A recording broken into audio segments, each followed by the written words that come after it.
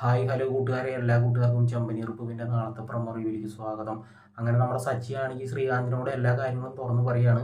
പിന്നീടാണെങ്കിൽ നമ്മുടെ രവിയേട്ടൻ social media വഴി സച്ചിയുടെ ഒരു വീഡിയോ കാണുകയാണ്.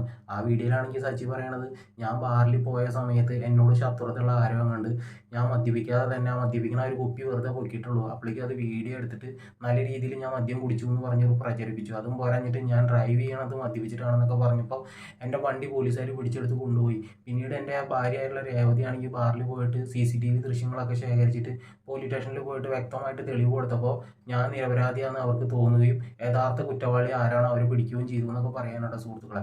പിന്നീടാണെങ്കിൽ കാണിക്കുന്നത് നമ്മുടെ രവിയേട്ടനെ ആകെ മൊത്തം സങ്കടമായിട്ട് ചന്ദ്രമതിയെടുത്തും മക്കളോടൊക്കെ പറയുകയാണ്, നിങ്ങളുടെയൊക്കെ വർത്തമാനം കേട്ടിട്ട് ഞാൻ എൻ്റെ മോനെ വെറുതെ കുറ്റപ്പെടുത്തി, അവൻ നിരപരാധിയായിരുന്നു, നിങ്ങൾ ഈ വീഡിയോ നോക്കുന്നൊക്കെ പറഞ്ഞിട്ട് കാണിച്ചു കൊടുക്കുകയാണ്.